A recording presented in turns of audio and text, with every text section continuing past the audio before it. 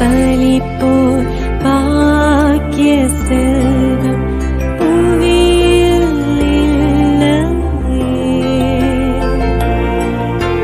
புவி நிரம்ப பொன் தந்தாலும் இப்பளிக்கு ஈடில்லையே.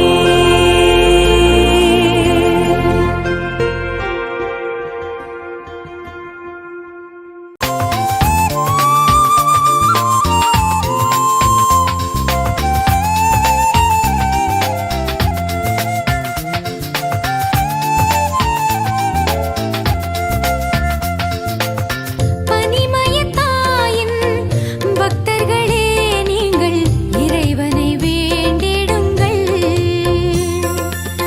பனிமயத்தாயின் பக்தர்களே, நீங்கள் இறைவனை வேண்டிடுங்கள். இடைவிடாத சகாயம் புரியும் அந்த அன்னையை கேளுங்கள், கேளுங்கள். இடைவிடாத சகாயம் புரியும் அந்த அன்னையை கேளுங்கள், கேளுங்கள். பனிமயத்தாயின் பக்தர்களே, நீங்கள் இறைவனை வேண்டிடுங்கள். பனிமயத்தாயின் பக்தர்களே, நீங்கள் இறைவனை வேண்டிடுங்கள்.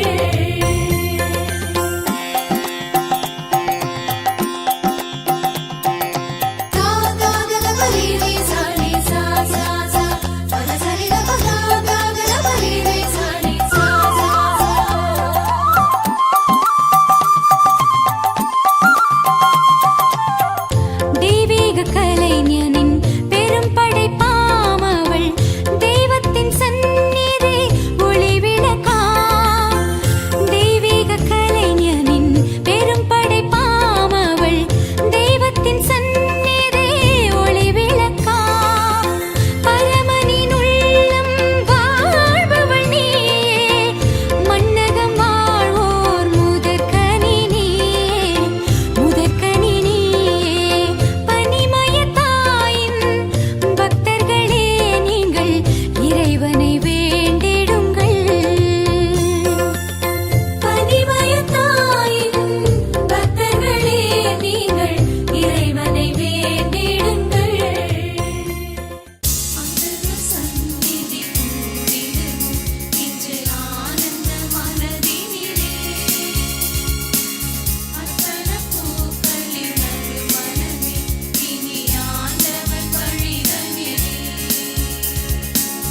ஆண்டவர் சந்நிதி கூடிடுவோம் இன்று ஆனந்த மனதினிலே. அர்ப்பண பூக்களின் நறுமணமே இனி ஆண்டவர் வழிதனிலே.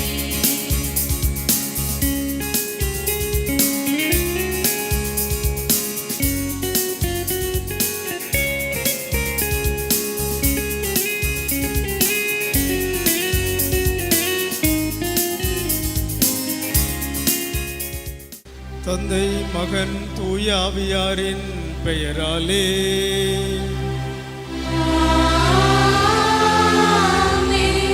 நம் ஆண்டவராகிய இயேசு கிறிஸ்துவின் அருளும் கடவுளின் அன்பும் தூய ஆவியாரின் நட்புறவும் உங்கள் அனைவரோடும் இருப்பதாக.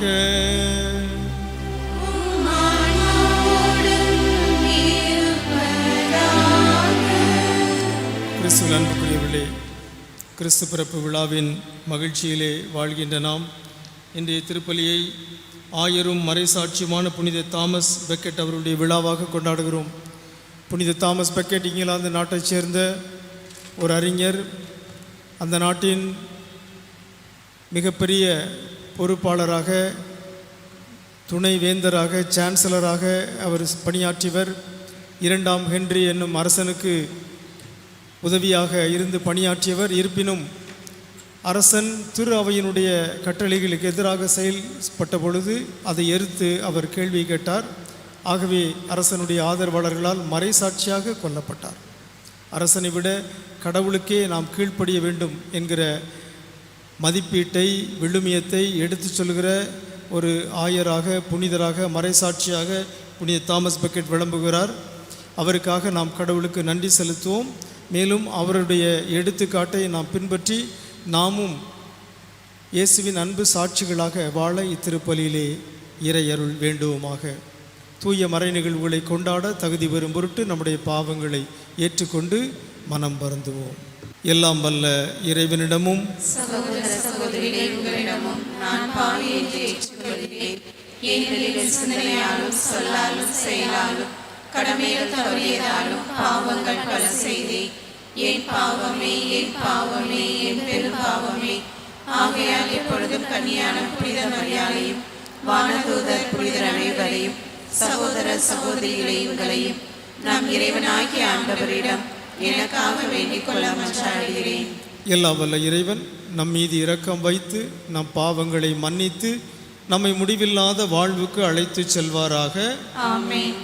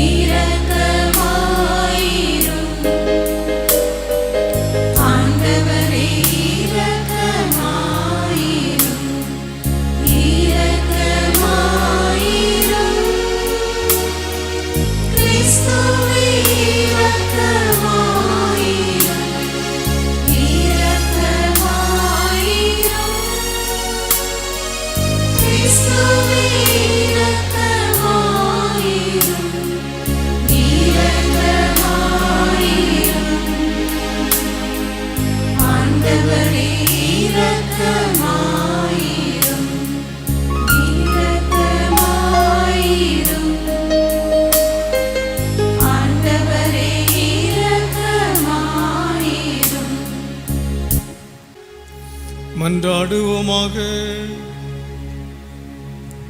இறைவா, நீதிக்காக தம் உயிரை துணிவுடன் கொடுக்கும் வரத்தை மறைசாட்சியான புனித தாமஸுக்கு அருளினீரே. அவருடைய பரிந்துரையால் நாங்களும் இவ்வுலகில் கிறிஸ்துவுக்காக எங்கள் உயிரை இழக்கவும் மறு உலகில் அதை கண்டடையவும் அருள்வீராக. உம்மோடு தூயாவியாரின் ஒன்றிப்பில் இறைவனா என்றென்றும் வாழ்ந்து ஆட்சி செய்கின்ற எங்கள் ஆண்டவரும் உம் திருமகனுமாகிய இயேசு கிறிஸ்து வழியாக உம்மை மன்றாடுகிறோம்.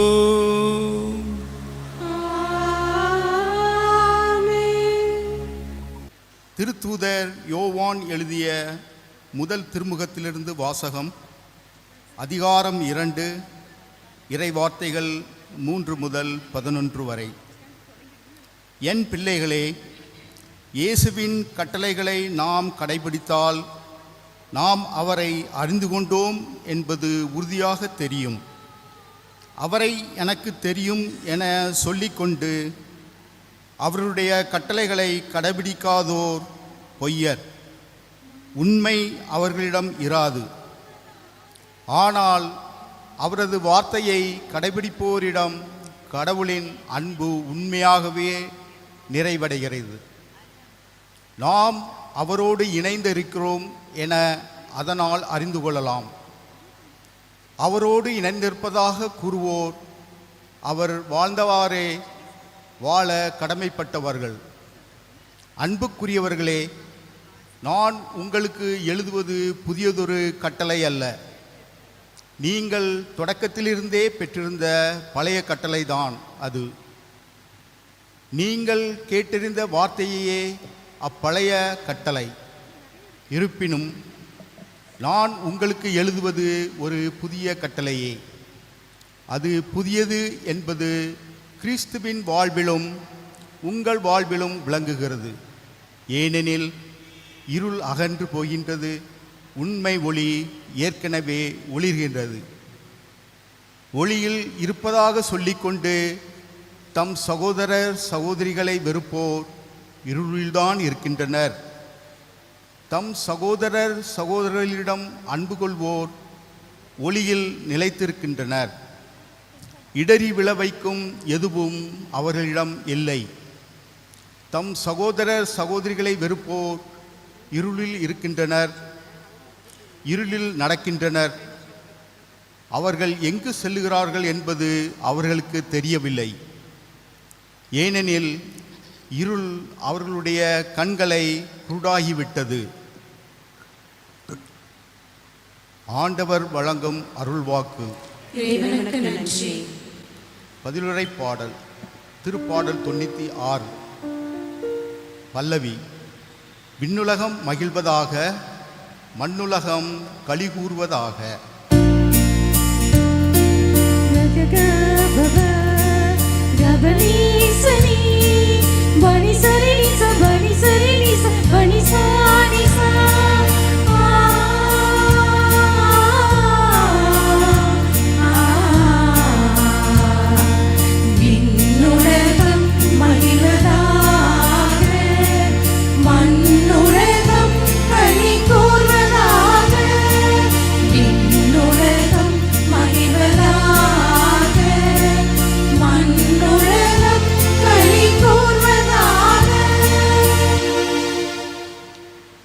ஆண்டவருக்கு புதியதொரு பாடல் பாடுங்கள். உலகெங்கும் வாழ்வோரே, ஆண்டவரை போற்றி பாடுங்கள். அவரை போற்றி பாடுங்கள், அவர் பெயரை வாழ்த்துங்கள். பல்லவி. விண்ணுலகம் மகிழ்வதாக, மண்ணுலகம் களி கூர்வதாக. விண்ணுலகம் மகிழ்வதாக, மண்ணுலகம் களி கூர்வதாக. அவர் தரும் மீட்பை நாள்தோறும் அறிவியுங்கள். பிற இனத்தார்க்கு அவரது மாட்சியை எடுத்துரையுங்கள். அனைத்து மக்களினங்களுக்கும் அவர் தம் வியத்தகு செயல்களை அறிவியுங்கள். விண்ணுலகம் மகிழ்வதாக, மண்ணுலகம் களி கூர்வதாக. விண்ணுலகம் மகிழ்வதாக, மண்ணுலகம் களி கூர்வதாக. ஆண்டவரோ விண்ணுலகை படைத்தவர். மாட்சியும் புகழ்ச்சியும் அவர் திருமுன் உள்ளன. ஆற்றலும் எழிலும் அவரது திருத்தலத்தில் உள்ளன. விண்ணுலகம் மகிழ்வதாக, மண்ணுலகம் களி கூர்வதாக. விண்ணுலகம் மகிழ்வதாக, மண்ணுலகம் களி கூர்வதாக.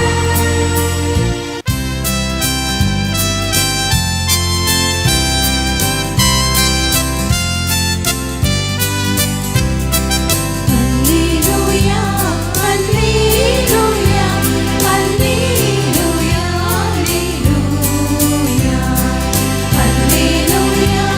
அல்லேலூயா, அல்லேலூயா, அல்லேலூயா.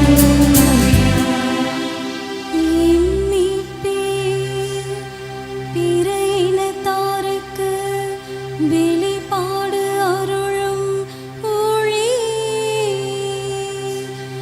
இதுவே உம் மக்களாகிய இஸ்ரேலுக்கு பெருமை. அல்லேலூயா, அல்லேலூயா, அல்லேலூயா, அல்லேலூயா. ஆண்டவர் உங்களோடு இருப்பாராக.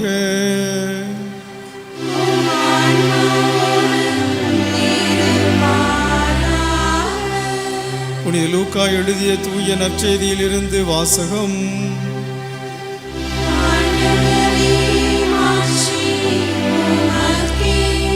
லூக்கா நற்செய்தி அதிகாரம் 2, அருள் வாக்குகள் 22 முதல் 35 முடிய. அக்காலத்தில் மோசேயின் சட்டப்படி தூய்மை சடங்கை நிறைவேற்ற வேண்டிய நாள் வந்தபோது குழந்தையை ஆண்டவருக்கு அர்ப்பணிக்க அவர்கள் எருசலேமுக்கு கொண்டு சென்றார்கள். ஏனெனில் ஆண் தலைப்பேறு அனைத்தும் ஆண்டவருக்கு அர்ப்பணிக்கப்படும் என்று அவருடைய திருச்சட்டத்தில் எழுதியுள்ளது. அச்சட்டத்தில் கூறியுள்ளவாறு 2 மாடப்புறாக்கள் அல்லது 2 புறா குஞ்சுகளை அவர்கள் பலியாக கொடுக்க வேண்டியிருந்தது. அப்போது எருசலேமில் சிமியோன் என்னும் ஒருவர் இருந்தார். அவர் நேர்மையானவர், இறைப்பற்று கொண்டவர், இஸ்ரேலுக்கு வாக்களிக்கப்பட்ட ஆறுதலை எதிர்பார்த்திருந்தவர். தூய ஆவியை அவர் பெற்றிருந்தார். ஆண்டவருடைய மெசியாவை காணும் முன் அவர் சாகப் போவதில்லை என்று தூய ஆவியால் உணர்த்தப்பட்டிருந்தார். அந்த ஆவியின் தூண்டுதலால் அவர் கோவிலுக்கு வந்திருந்தார். திருச்சட்ட வழக்கத்திற்கு ஏற்ப செய்ய வேண்டியதை குழந்தை இயேசுவுக்கு செய்து முடிக்க பெற்றோர் அதனை உள்ளே கொண்டு வந்தபோது சிமியோன் குழந்தையை கையிலேந்தி கடவுளை போற்றி, ஆண்டவரே, உமது சொற்படி உம் அடியான் என்னை இப்போது அமைதியுடன் போகச் செய்கிறீர்.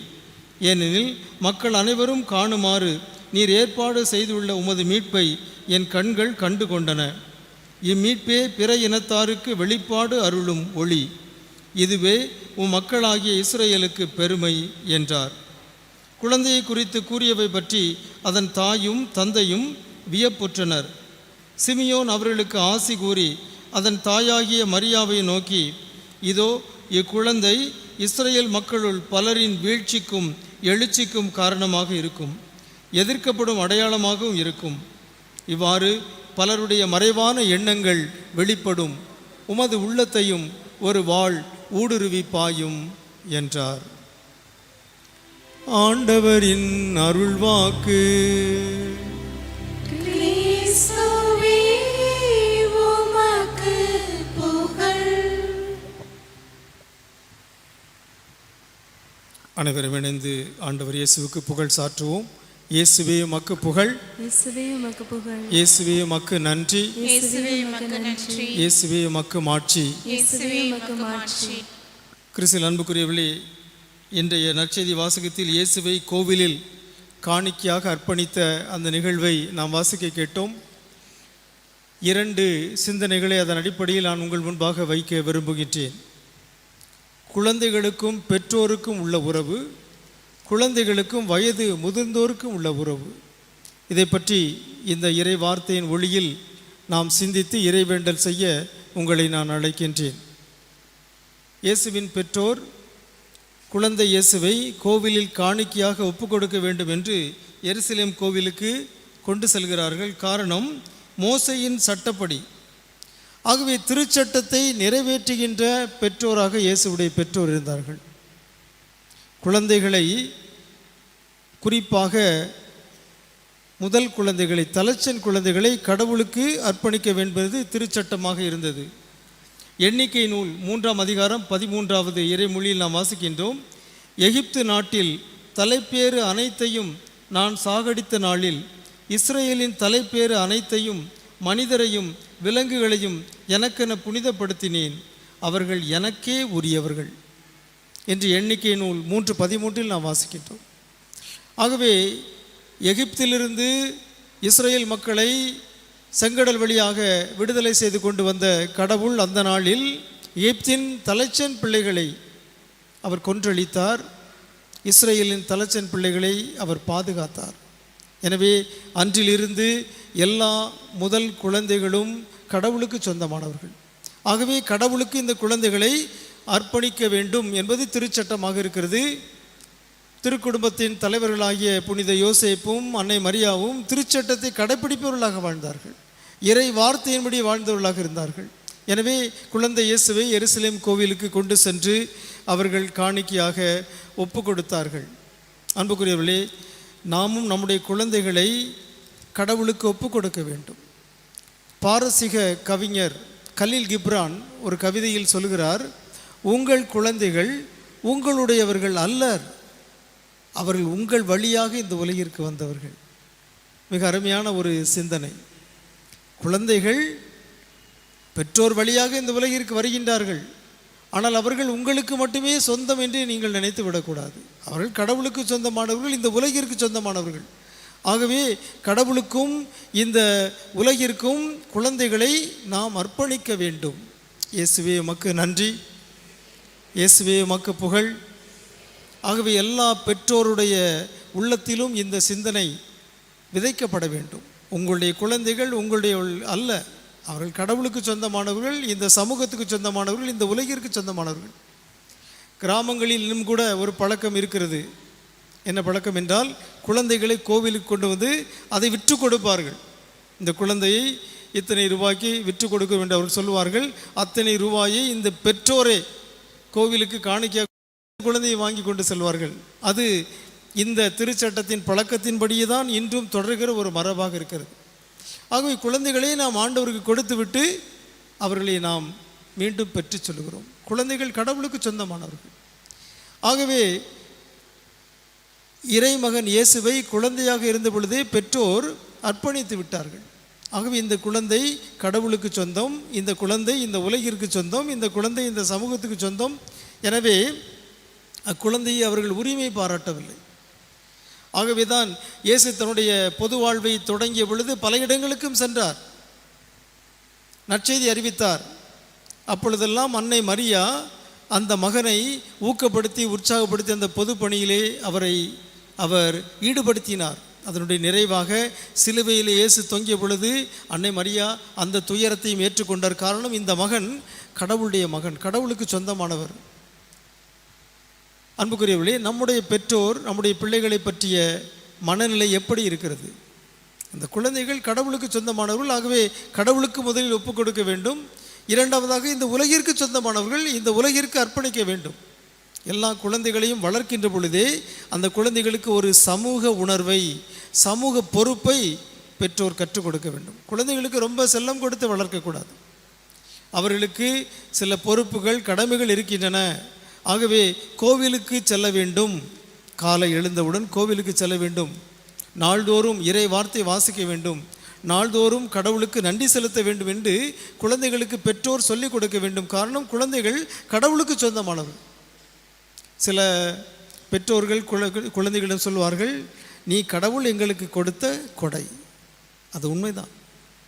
கடவுள் கொடுத்த கொடை, கடவுள் கொடுத்த பரிசு. இந்த நாட்களில் நாம் குழந்தை செல்வத்துக்காக காத்திருக்கிற தம்பதியருக்காக நாம் மன்றாடுகிறோம். காரணம், குழந்தை என்பது கடவுளுடைய மாபெரும் பரிசு. அதை இன்னும் பெறாதவர்கள் தான் மிகுந்த ஆவலோடு மிகுந்த ஆதங்கத்தோடு காத்திருக்கிறார்கள். ஒரு குழந்தை என்பது எவ்வளவு பெரிய கொடை என்பதை அவர்கள் தான் நம்மை விட அதிகமாக உணர்கிறார்கள். எனவே கடவுள் ஆசீர்வதித்து கொடுக்கிற இந்த குழந்தைகளை நாம் கடவுளுக்கு அர்ப்பணிக்க வேண்டும், இந்த நாட்டுக்கு அர்ப்பணிக்க வேண்டும், பொது சேவைகளுக்கு அர்ப்பணிக்க வேண்டும். நம்முடைய பிள்ளைகள் இந்த நாட்டுக்கு சேவை செய்கிறவர்களாக, எத்தனை கத்தோலிக்கர்கள் இந்திய இராணுவத்திலே சேர்ந்து அதிகாரிகளாக அல்லது போர் வீரர்களாக, இராணுவ வீரர்களாக பணியாற்றுகிறார்கள் என்பது ஒரு கேள்விக்குறி. இந்த நாட்டுக்காக நம்முடைய பிள்ளைகளை அர்ப்பணிக்க வேண்டும். இந்த நாட்டுக்காக நம்முடைய பிள்ளைகளை நாம் ஊக்குவிக்க வேண்டும், அவர்கள் சேவை செய்ய வேண்டும், பொது பணி ஆற்ற வேண்டும் என்று பெற்றோர் பிள்ளைகளை ஊக்குவிக்க வேண்டும் என்று இன்றைய நற்செய்தி வாசகம் நமக்கு அழைப்பு கொடுக்கின்றது. இரண்டாவதாக, குழந்தைகளுக்கும் முதியோருக்கும் உள்ள தொடர்பு. சிமியோன் வயது முதிர்ந்தவர், அவர் நேர்மையானவர், இறை பெற்று கொண்டவர், தூய ஆவியாரை அவர் பெற்றிருந்தார். தூய ஆவியாரின் தூண்டுதலால் அவர் கோவிலுக்கு வருகிறார். அவர் இந்த குழந்தையை கையில் ஏந்துகிறார். குழந்தைகள் வயது முதிர்ந்தோருடைய கைகளில் ஏந்தப்பட வேண்டும். யாருடைய வீடுகளெல்லாம் குழந்தைகள் தாத்தா பாட்டியால் வளர்க்கப்படுகிறார்களோ, கொஞ்சப்படுகிறார்களோ, கையில் ஏந்தப்படுகிறார்களோ, அந்த குழந்தைகள் எல்லாம் பேறு பெற்றவை. இயேசுவே உமக்கு நன்றி, இயேசுவே உமக்கு புகழ். சில வீடுகளில் தாத்தா பாட்டி இல்லாமலே குழந்தைகள் வளர்கிறார்கள். அது ஒரு பெரிய இழப்பு. அவர்களுக்கு அந்த இழப்பை பற்றி தெரியாது, ஆனால் தாத்தா பாட்டியிடம் வளர்ந்தவர்களுக்கு தெரியும். ஆகவே வயது முதிர்ந்தோருக்கும் குழந்தைகளுக்கும் ஒரு பிணைப்பு இருக்கிறது, ஒரு பாசம் இருக்கிறது, ஒரு உறவு இருக்கிறது. அந்த உறவையும் அந்த பாசத்தையும் கொடுக்க வேண்டும். சில வீடுகளில் பாட்டிக்கிட்ட போவாத, தாத்தாட்ட போவாத என்றெல்லாம் சொல்லிக் கொடுக்கக்கூடிய தாய்மார்கள் கூட இருக்கிறார்கள். அதெல்லாம் தவறு. குழந்தைகள் பெற்றோருடைய அன்பையும் பாசத்தையும் பெற வேண்டும். தாத்தாவுடைய அன்பு பாசம், பாட்டியுடைய அன்பு பாசம், அவற்றையும் அவர்கள் பெற வேண்டும். காரணம், அவர்களுடைய உறவு என்பது ஒரு தனித்துவமான உறவு.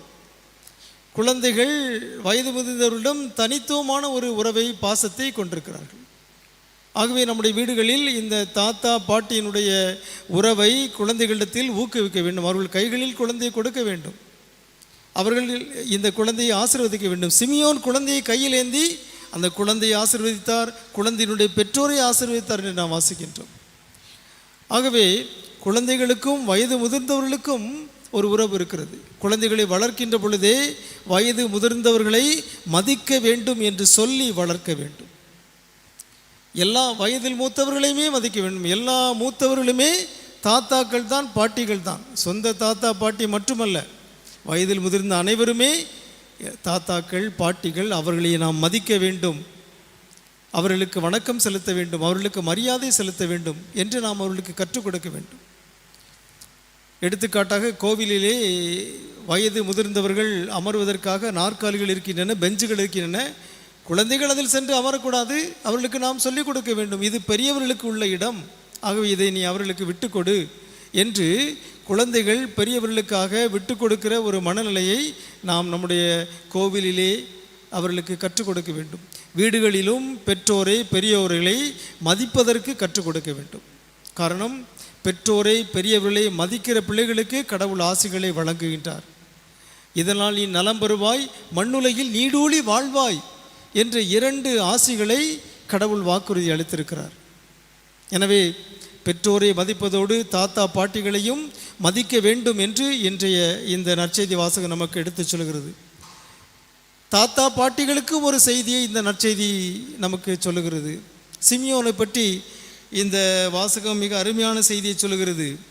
அவர் நேர்மையானவர், அவர் இறைப்பற்று கொண்டவர், இஸ்ரேலுக்கு வாக்களிக்கப்பட்ட ஆறுதலை எதிர்பார்த்திருந்தவர், தூய ஆவியை பெற்றிருந்தார். தூய ஆவியின் தூண்டுதலால் தான் அவர் கோவிலுக்கே வந்தார்.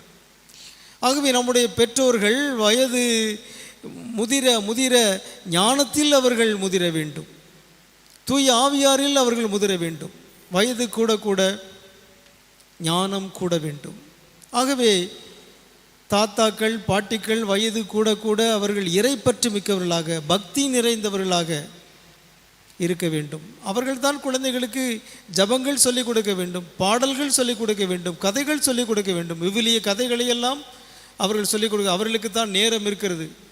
ஒருவேளை தந்தை தாய் இருவரும் வேலைக்கு செல்கிறார்கள், இந்த குழந்தைகளை பல வீடுகளில் இந்த தாத்தா பாட்டிகள் தான் பராமரிக்கிறார்கள், வளர்க்கிறார்கள். அவர்கள் ஜபங்களை கற்றுக் கொடுக்க வேண்டும், பாடல்கள் கற்றுக் கொடுக்க வேண்டும், விவிலிய கதைகளை சொல்ல வேண்டும். அப்படி தாத்தா பாட்டிகளிடம் கதைகளை கேட்டு ஜபங்களை கேட்டு வளர்ந்த பிள்ளைகள் பேறு பெற்றவர்கள். இயேசுவே உமக்கு நன்றி, இயேசுவே உமக்கு புகழ்.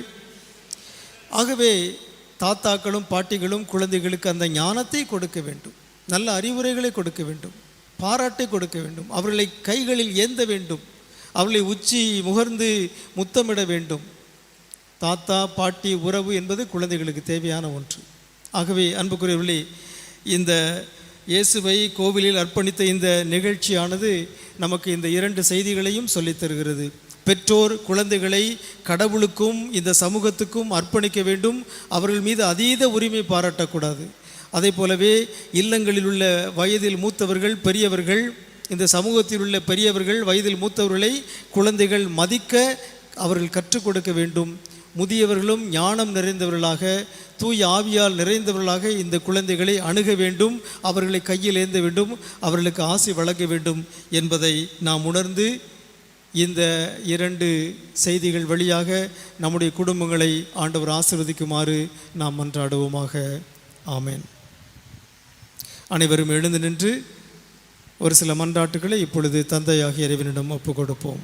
அன்பு தந்தையே இறைவா, கிறிஸ்து பிறப்பு விழாவின் அமைதி, மகிழ்ச்சி, பகிர்வு ஆகிய கொடைகளை எங்கள் திருத்தந்தை பிரான்சிஸ், ஆயர்கள், அருள்பணியாளர்கள், இறைமக்கள், நாட்டு தலைவர்கள் அனைவருக்கும் வழங்கிட வேண்டுமென்று இறைவா மன்றாடுகிறோம். ஆசிகளின் ஊற்றான ஆண்டவரே, குழந்தை செல்வத்துக்காக காத்திருக்கும் தம்பதியரை ஆசிர்வதித்து அவர்களுக்கு குழந்தை செல்வம் என்னும் ஆசியை வழங்க வேண்டுமென்று இறைவா மன்றாடுகிறோம். ஆறுதலின் ஊற்றான கடவுளே, முதுமை, நோய், தனிமையினால் வாடுவோருக்காக மன்றாடுகிறோம். நீரே அவர்களுக்கு ஆறுதலும் மகிழ்வும் துணையும் வழங்கி உடல் உள்ள நலம் தர வேண்டுமென்று இறைவா மன்றாடுகிறோம்.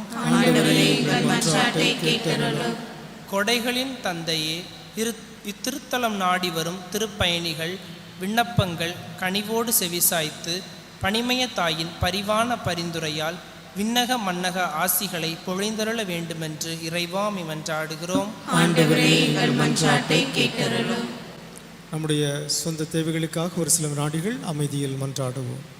அன்பு தந்தையே இறைவா, உம்முடைய பிள்ளைகளுக்கே உரிய உரிமையோடு நாங்கள் கேட்கிற இந்த மன்றாட்டுகளுக்கும் இன்னும் எங்கள் உள்ளத்தின் ஆழத்தில் புதைந்து கிடக்கிற ஏக்கங்கள் எதிர்பார்ப்புகளுக்கும் தேவரீர் கனிவோடு செவிசாய்த்து உமது திருவுளத்திற்கேற்ப அவற்றை நிறைவேற்றி தர வேண்டுமென்று எங்கள் ஆண்டவராகிய கிறிஸ்து வழியாக உம்மை மன்றாடுகிறோம்.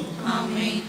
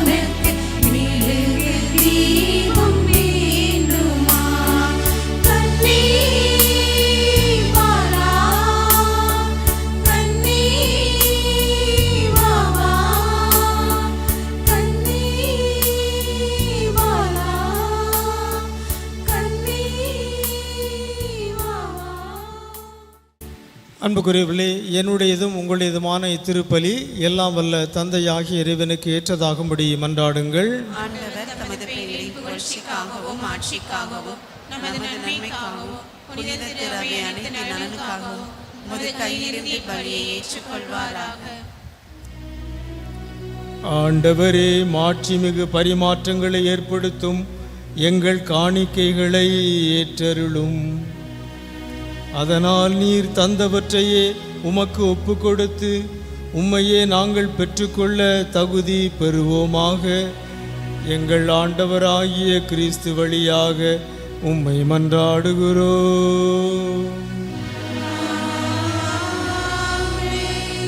ஆண்டவர் உங்களோடு இருப்பாராக.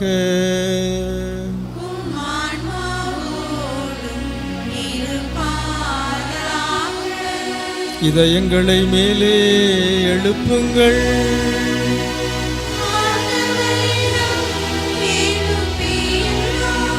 நம் இறைவனாகிய ஆண்டவருக்கு நன்றி கூறுவோம்.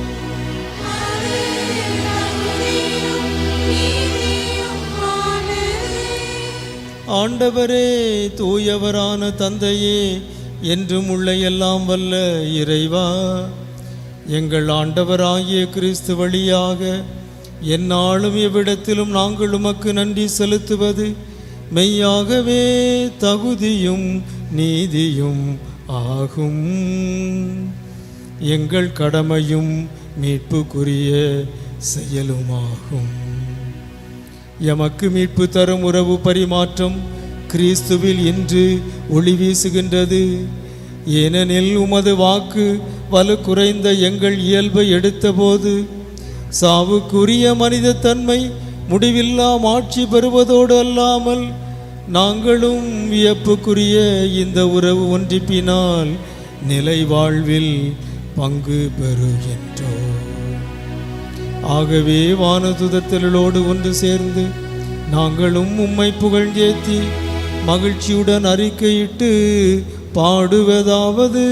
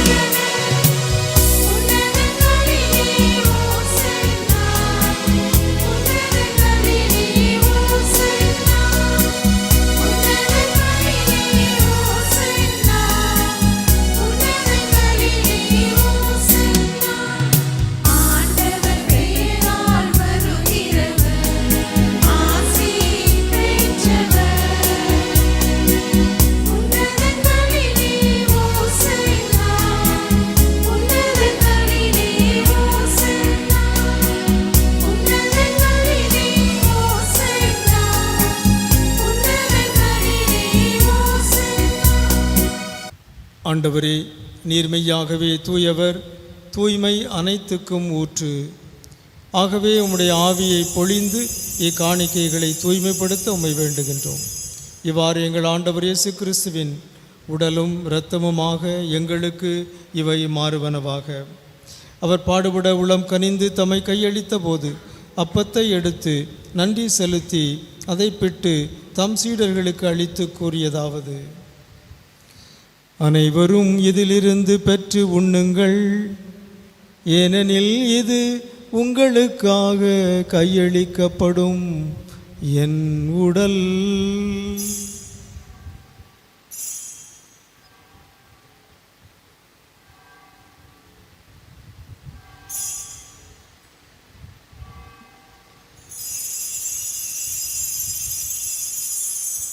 அவனமே இரவு விருந்தை அருந்திய பின் கிண்ணத்தையும் எடுத்து மீண்டும் உமக்கு நன்றி கூறி தம் சீடர்களுக்கு அளித்து அவர் கூறியதாவது: அனைவரும் இதிலிருந்து பெற்று பருகுங்கள், ஏனெனில் இது புதிய நிலையான உடன்படிக்கைக்குரிய என் இரத்தத்தின் கிண்ணம். இது பாவ மன்னிப்புக்கென்று உங்களுக்காகவும் பலருக்காகவும் சிந்தப்படும். இதை என் நினைவாக செய்யுங்கள்.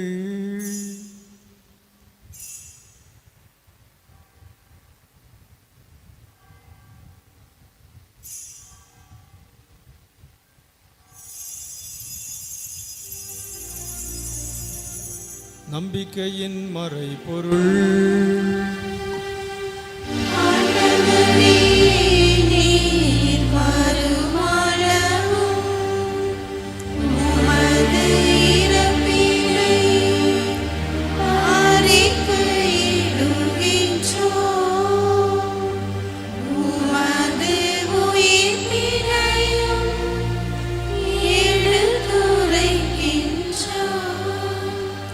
ஆகவே ஆண்டவரே, நாங்கள் கிறிஸ்துவின் இறப்பினையும் உயிர்ப்பினையும் நினைவு கூர்ந்து வாழ்வு தரும் அப்பத்தையும் மீட்பளிக்கும் கிண்ணத்தையும் உமக்கு ஒப்புக் கொடுக்கின்றோம்.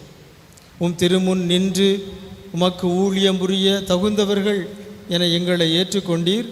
எனவே உமக்கு நன்றி செலுத்துகின்றோம். மேலும் கிறிஸ்துவின் உடலிலும் இரத்தத்திலும் பங்கு கொள்ளும் எங்களை தூய் ஆவியார் ஒன்று சேர்க்க வேண்டும் என உம்மை தாழ்மையுடன் மன்றாடுகின்றோம். ஆண்டவரே, உலகெங்கும் பரவியிருக்கும் உமது திரு அவையை நினைவு கூர்ந்தருளும். எங்கள் திருத்தந்தை பிரான்சிஸ், எங்கள் ஆயர் ஸ்டீஃபன், எல்லா திருநிலையினர் ஆகிய அனைவரோடும் உமது திரு அவை அன்பில் நிறைவு பெறச் செய்தருளும். மேலும் உயிர்த்தெழும் எதிர்நோக்குடன் துயில் கொள்ளும் எங்கள் சகோதர சகோதரிகளையும் இறந்தோர் அனைவரையும் இரக்கத்துடன் நினைவு கூர்ந்து உமது திருமுக ஒளியினுள் ஏற்றருளும். எங்கள் அனைவர் மீதும் இரக்கமாயிரும். கடவுளின் கன்னித்தாயான புனித மரியா, அவருடைய கணவரான புனித யோசேப்பு, புனித திருத்தூதர்கள், இன்று நாங்கள் விழா கொண்டாடும் ஆயரும் மறை சாட்சியுமான புனித தாமஸ் பெக்கெட், இவ்வுலகில் உமக்கு உகந்தவராய் இருந்தோர் ஆகிய புனிதர் அனைவருடனும் நாங்கள் நிலைவாழ்வில் பங்கு கொள்ளும் தகுதி பெற்று உம் திருமகன் இயேசு கிறிஸ்து வழியாக உம்மை புகழ்ந்தேத்தும் வரமருள உம்மை மன்றாடுகின்றோம். இவர் வழியாக இவரோடு இவரில் எல்லாம் வல்ல இறைவனாகிய தந்தையே, தூயாவியாரின் ஒன்றிப்பில் எல்லா புகழும் மாட்சியும் என்றென்றும் உமக்கு உரியதே.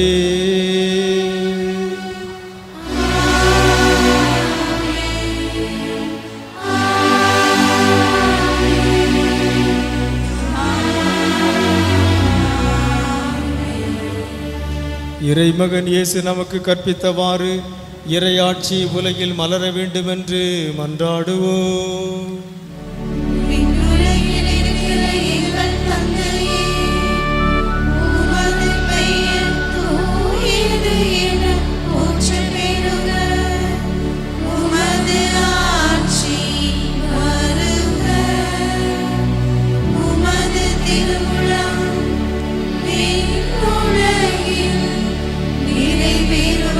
போல மண்ணுலகிலும் நீரை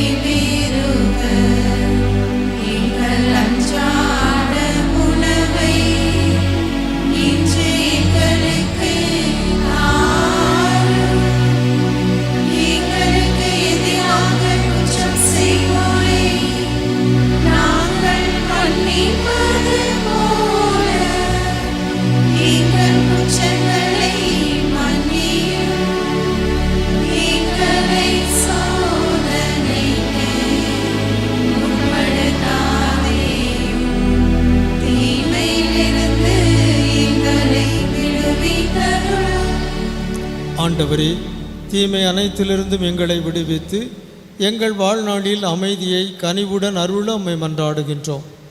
உமது இரக்கத்தின் உதவியால் நாங்கள் பாவத்திலிருந்து எப்போதும் விடுதலை பெற்று யாதொரு கலக்கமுமின்றி நலமாய் இருப்போமாக. நாங்கள் எதிர்நோக்கியிருக்கும் பேரின்பத்துக்காகவும் எம் மீட்பராகிய இயேசு கிறிஸ்துவின் வருகைக்காகவும் காத்திருக்கின்றோம். ஏனெனில் ஆட்சியும் வல்லமையும் ஆட்சியும் என்றென்றும் உமதே. ஆண்டவரே இயேசு கிறிஸ்துவே, அமைதியை உங்களுக்கு விட்டு செல்கின்றேன், என் அமைதியையே உங்களுக்கு அளிக்கின்றேன் என்றும் திருத்தூதர்களுக்கு மொழிந்தீரே. எங்கள் பாவங்களை பாராமல் உமது திரு அவையின் நம்பிக்கையை கண்ணோக்கி உமது திருவிடத்திற்கேற்ப அதற்கு அமைதியையும் ஒற்றுமையையும் அளித்தருள்வீராக. என்றென்றும் வாழ்ந்து ஆட்சி செய்கின்றவர் நீரே. ஆமென். ஆண்டவருடைய அமைதி உங்களோடு என்றும் இருப்பதாக. உம் ஆன்மாவோடும் இருப்பதாக. ஒருவருக்கொருவர் அமைதியை பகிர்ந்து கொள்வோம். உங்களுக்கு அமைதி உரித்தாகுக.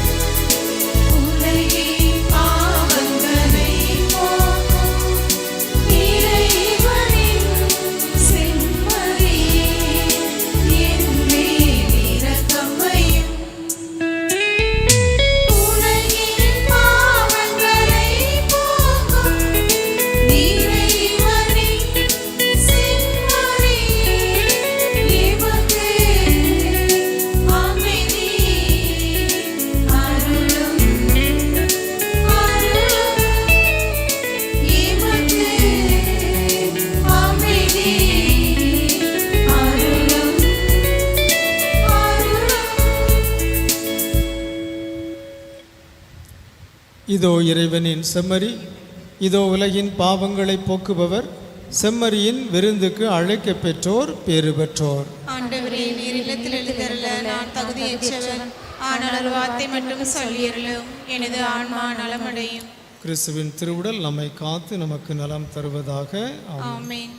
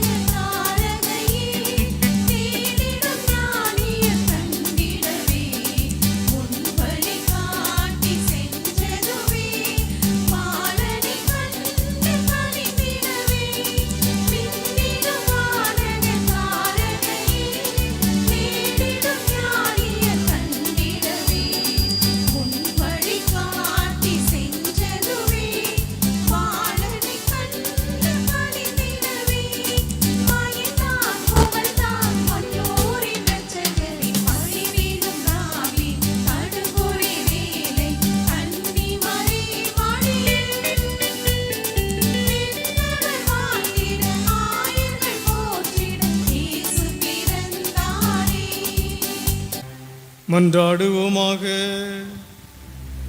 எல்லாம் வல்ல இறைவா, எங்களுக்கு அருள் புரிய உம்மை வேண்டுகின்றோம். புனிதமான இம்மறை நிகழ்வுகளின் ஆற்றலால் எங்கள் வாழ்வு என்றும் உறுதி பெறுவதாக. எங்கள் ஆண்டவராகிய கிறிஸ்து வழியாக உம்மை மன்றாடுகிறோம்.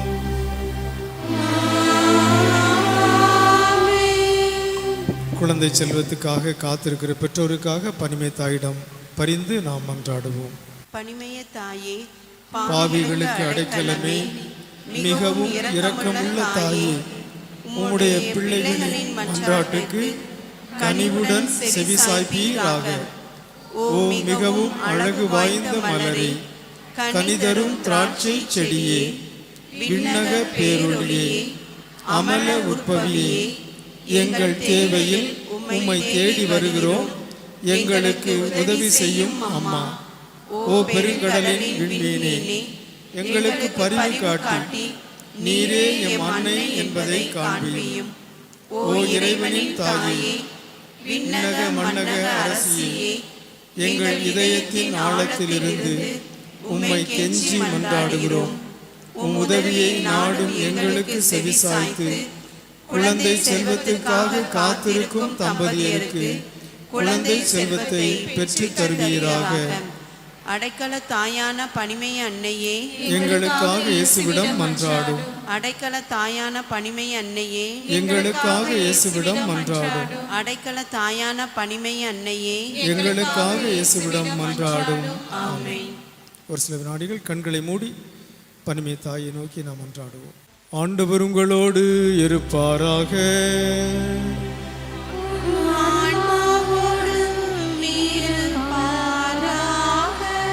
எல்லாம் வல்ல இறைவன் தந்தை, மகன், தூயாவியார் உங்களை ஆசீர்வதிப்பாராக.